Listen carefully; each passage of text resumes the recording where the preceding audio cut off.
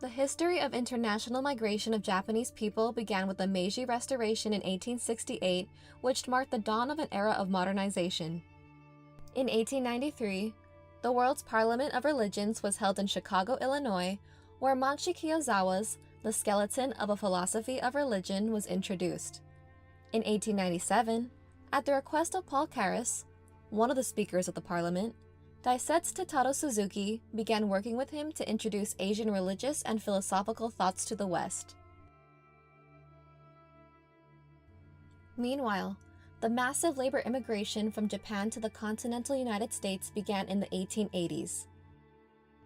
Many of the first-generation Japanese immigrants, known as Issei, engaged in low-wage jobs, traveling from place to place with minimal possessions in order to eke out a living and to send their savings back home in Japan.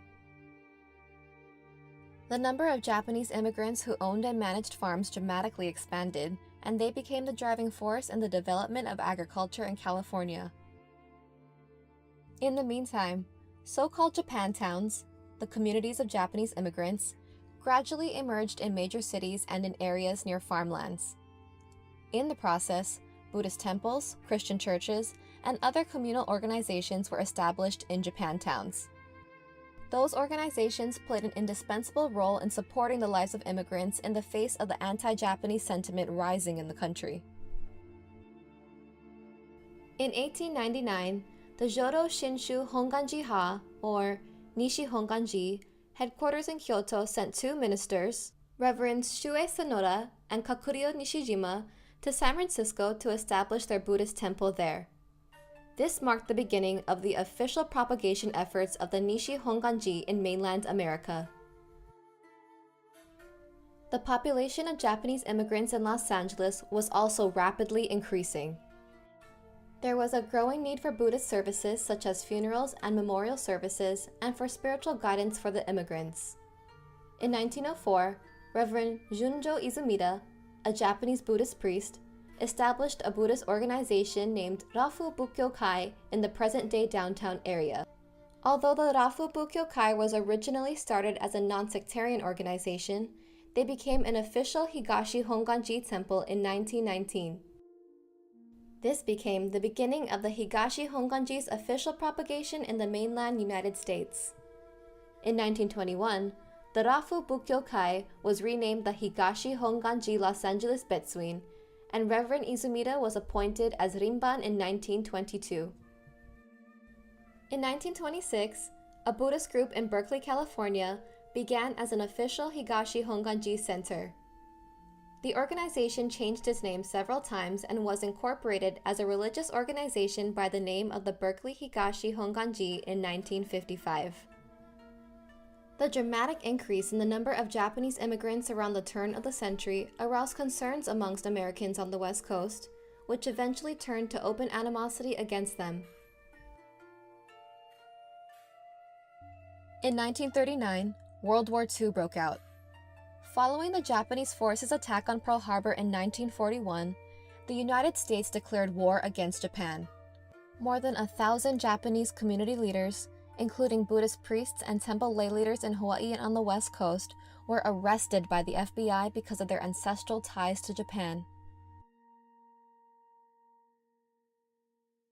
In 1942, President Franklin D. Roosevelt signed Executive Order 9066, which resulted in the deportation of Japanese Americans to concentration camps.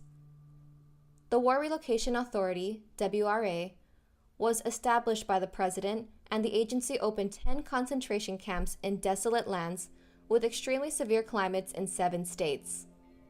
Around 120,000 people of Japanese ancestry, though about 2/3 of them were United States citizens, were deprived of their belongings, homes, businesses, or farms, and were incarcerated in concentration camps with only what they were able to carry.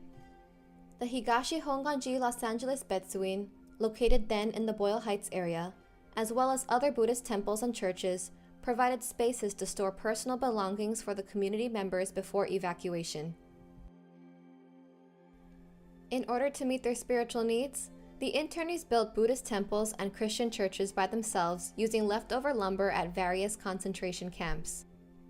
Reverend Kankai Izuhara, the second Rimban of the Los Angeles Betsuin was interned at the Heart Mountain Relocation Center in Wyoming, together with Reverends Gyome Kubose, Ensho Ashikaga, and Masamichi Yoshikami.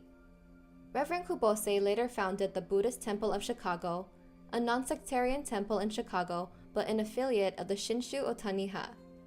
Reverend Junjo Izumida and many Higashi Honganji members were sent to Manzanar in California.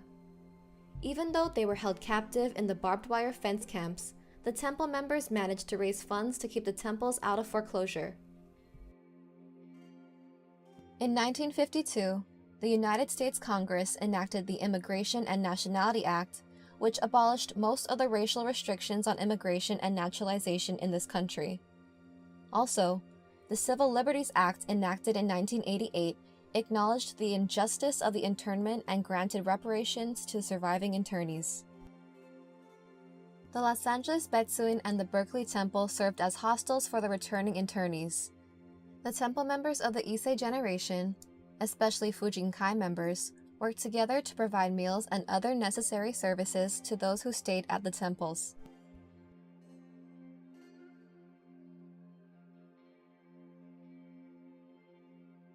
I was introduced to a daughter of the minister that was affiliated with Higashi Honganji, and through her I was able to, at first she had me helping out the temple with a lot of odd jobs, particularly in driving this Rimban that was at that time the head of that temple, Rimban Kankai Izuhara.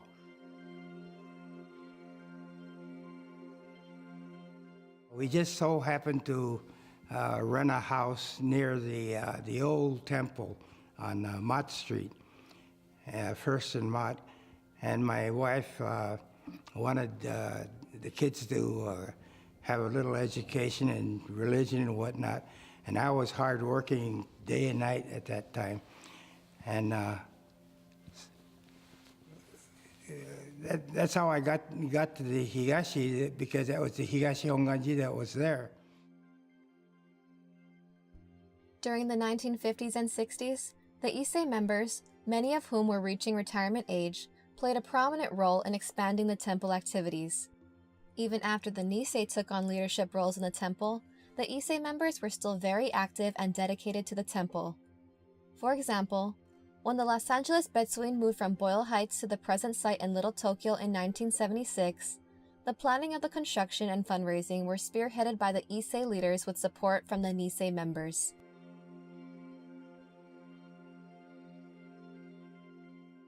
And it all started out with the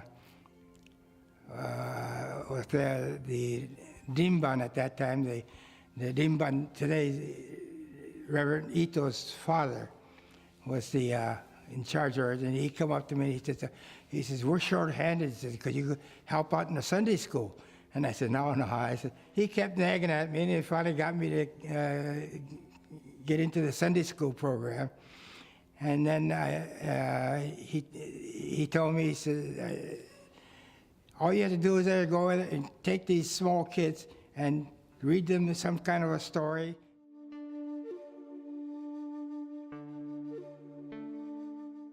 That time is old temple in Boyle Heights. Late Rimban Horyu Ito had a big idea, and many people come to the downtown to work, and those young couple may have a kid, and they need some place to take care of the kid. So here, Little Tokyo is the best place to move the temple from the Boyle Heights. Then at the same time have a kindergarten or those. And so that is Rimban Ito's vision. And everyone is praise of his big vision.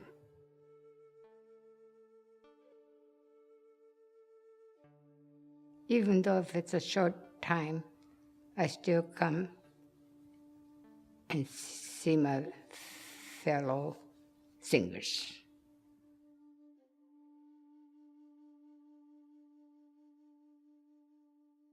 On all the memorial services, all the Buddhist holidays, she was really strict and made sure that the family obliged to that. Even when we were at the table, she always make sure that everybody put their hands together and give thanks to for the food each meal. But she practiced that in front of us, in front of my children. And so this actually is a good example of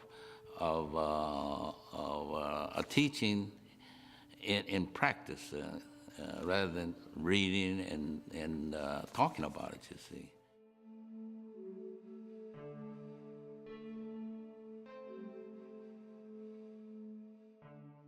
Been a member of the temple since I was about 5 years old. So 70 years. Grandparents must have come over in late 1800s. So we came back to a house that they owned previously and settled there, and it was like 2.5 blocks from the temple. So every Sunday, we would walk to church with a couple of other families who still belong. We'd come down here one year. The old Rinban Ito wanted us to get to know each other better, so we would come down here one year. The next year, the Abba from here would go up to Berkeley. And really made some nice friendships over the years from those meetings.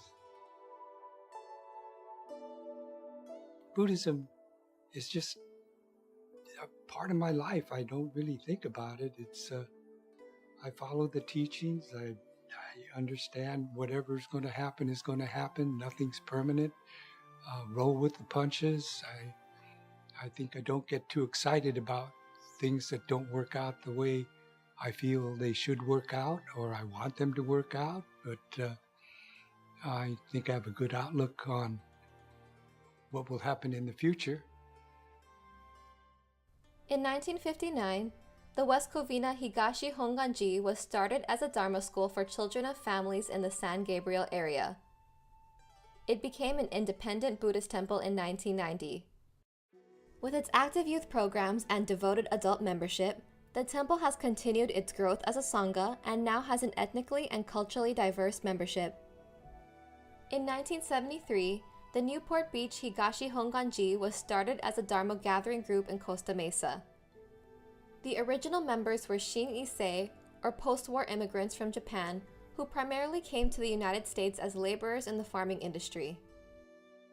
With the generous support of the Betsuin members and followers throughout Japan, the temple building was established at the present location in Costa Mesa and observed its dedication ceremony in 1991.